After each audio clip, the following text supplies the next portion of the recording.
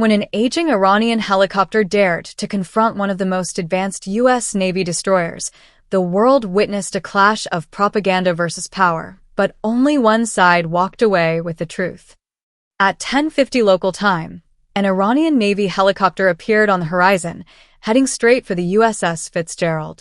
Its mission was simple: force an American destroyer to change course and remind the world that Iran still claimed control of these waters. But what happened next proved that Iran's words could be more dangerous than its outdated 1960s hardware. Shift. Inside narration. Inside the Combat Information Center of the Fitzgerald, American sailors leaned over radar screens with a mix of disbelief and humor. The most advanced naval radar system in the world, designed to track ballistic missiles in space, was now locked onto what looked like a flying museum piece. The Iranian helicopter had a mission: gather intelligence, provoke the destroyer, and capture propaganda footage. A playbook straight from the 1980s tanker wars. But this was 1987, and the Fitzgerald wasn't a civilian tanker. This Arleigh Burke class destroyer carries 90 vertical launch cells, gas turbines producing over 100,000 horsepower, and the Aegis combat system capable of tracking 100 targets at once. In wartime, that helicopter would be aluminum rain in under a minute. Cut. Describing Iranian side. On board the helicopter, things were far less impressive. The airframe groaned, gauges flickered, and the engines burned fuel faster than the crew could calculate. Replacement parts? Non-existent since the Shah's fall. The pilot, flying a machine older than he was, pressed forward anyway, under orders to confront the Americans. Back to U.S. Navy. To the Fitzgerald's crew, the approach wasn't a threat. It was an opportunity. Their electronic warfare systems quietly recorded every radar ping, every radio transmission, building a digital fingerprint of the helicopter. Every signal captured today would make it easier to defeat the same aircraft tomorrow. The Iranian crew? They thought they were intimidating the Americans. In reality, they were handing over their entire playbook for free. Radio exchange reenactment tone. American warship, you are approaching Iranian territorial waters. Change course immediately.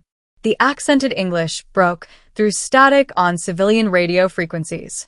The Fitzgerald crew recorded it, chuckling. They even had a female sailor reply, just to irritate the Iranians further. Meanwhile, the ship's intelligence team was thrilled. Iran was transmitting on open channels unencrypted, using civilian frequencies. Every word became comedy gold for the next briefing. Cut. Describing mismatch. For the destroyer's defenses, the situation was laughable. Long-range missiles, medium-range interceptors, and the CIWS Gatling gun for close defense. Against one aging helicopter?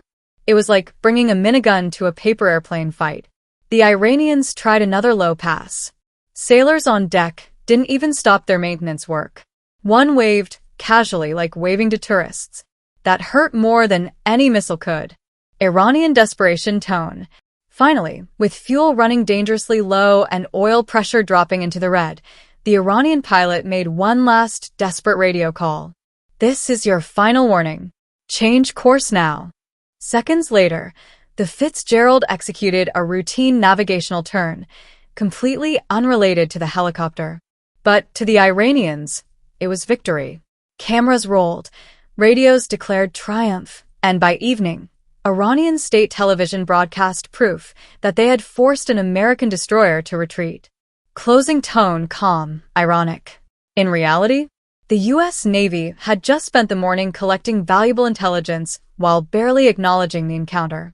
The Iranian helicopter limped home, engines wheezing, fuel nearly gone, its greatest victory being the footage that would later air with dramatic music. A clash that looked like David versus Goliath, except this time, David was armed with a rusty slingshot, and Goliath didn't even bother to swing. The Iranian helicopter pushed lower, skimming just 500 feet above the waves.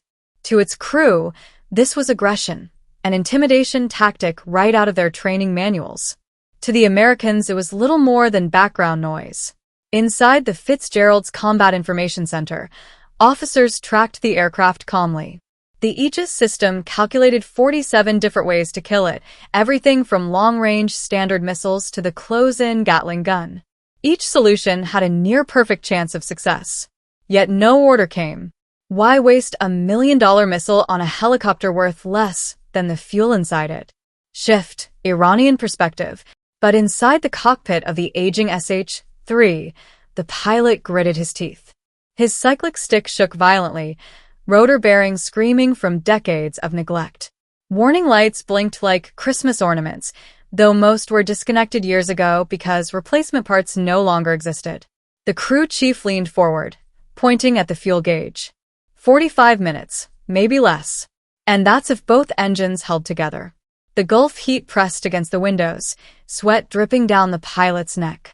Every vibration reminded them of how fragile their machine truly was. Still, orders were orders.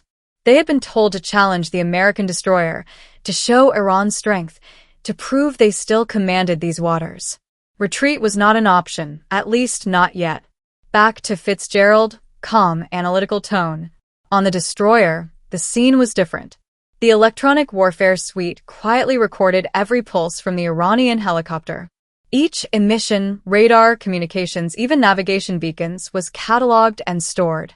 It was like gathering fingerprints at a crime scene. This wasn't just a nuisance. It was an intelligence gift. By studying these frequencies, the U.S. could build jammers designed to blind Iranian aircraft in the future. Every second the helicopter stayed in the air, it gave away secrets. Secrets that would one day be used against it. Radio reenactment tone. American warship, you are approaching Iranian territorial waters. Change course immediately. The accented voice crackled again over civilian airwaves. No encryption, no frequency hopping, nothing advanced. Just an open broadcast, clear enough for anyone with a cheap radio scanner to hear. On board the Fitzgerald, sailors chuckled. One officer joked, "Sir, I could tell you what the pilot had for breakfast. He's been complaining about it on Channel 16. Shift, human detail. The destroyer's crew treated the incident like a training drill. The CIWS operator used the slow-moving helicopter as practice for manual tracking. Engineers ran checks on radar locks, confirming that even at low altitude, the Aegis system could maintain perfect targeting. Meanwhile, out on deck, sailors continued their maintenance. A few paused to glance up as the Iranian helicopter buzzed overhead. One raised a hand and waved, casual, almost mocking. The kind of wave you'd give to a sightseeing tourist boat. For the Iranian crew, that was worse than being ignored. It was humiliation. Iranian cockpit tension rises. The pilot pressed harder on the controls, banking low for another pass. His voice shook slightly as he radioed again. "This is your final warning. Change course now." But it didn't sound final. It sounded desperate. Inside the cockpit, the fuel gauge kept dropping. 800 pounds left. Oil pressure in the port engine now flickered dangerously in the red. If they stayed much longer, their helicopter wouldn't just fail the mission, it might not make it home. Closing build-up, narrator voice. And yet, they pushed on. Because this wasn't just about tactics. It wasn't about aircraft, weapons, or radar. This was about propaganda. Tehran didn't need to defeat the Fitzgerald. They just needed to film it. Soon, state television would take this fragile dance and turn it into a headline. Grainy footage, dramatic music, bold captions claiming that Iran had forced a mighty American destroyer to back down. The reality? The Americans hadn't even taken them seriously. The Iranian helicopter wasn't intimidating the world's most advanced warship. It was entertaining it. But reality and propaganda are two very different battlefields. And in that moment, Iran was preparing to declare victory on one of them. The Iranian helicopter had pushed itself to the edge. Fuel gauges dropping fast. Warning lights glowing red. The crew chief's eyes met the pilot's. He didn't have to say a word. They were out of time. But then something happened. The Fitzgerald, completely unaware of the pressure inside the Iranian cockpit, made a scheduled course adjustment. A simple navigational correction to its next waypoint. Routine. Unremarkable. To the Americans, it meant nothing. To the Iranians, it meant everything. Shift. Iranian perspective. Dramatic tone. The pilot's eyes lit up. He grabbed the radio, his voice trembling with both exhaustion and triumph. The American warship has changed course. The Islamic Republic has defended its waters. For him, this was the victory his commanders wanted. It didn't matter that the destroyer was never threatened. It didn't matter that the turn had nothing to do with his warnings. What mattered was the footage, the radio call, the story they could take home. Cut. U.S. perspective, calm and mocking. Inside the Combat Information Center, laughter filled the room. Sailors shook their heads. They knew exactly what was happening. The intelligence officer leaned back, smiling. They'll broadcast this tonight as a victory. Just wait. The Americans had collected hours of signal intelligence, mapped every frequency, and cataloged every radar emission. To them, the encounter was a goldmine of data. But to the Iranians, it was about pride. Shift, description of mismatch, almost sarcastic tone. The irony was brutal. The Fitzgerald's layered defenses could stop supersonic missiles, intercept aircraft at 90 miles, and track over 100 targets simultaneously. Yet it hadn't even powered up its weapons for a helicopter held together by duct tape and hope. It was like watching Mike Tyson step into the ring with a man carrying a rusty slingshot, and Tyson never even raised his gloves.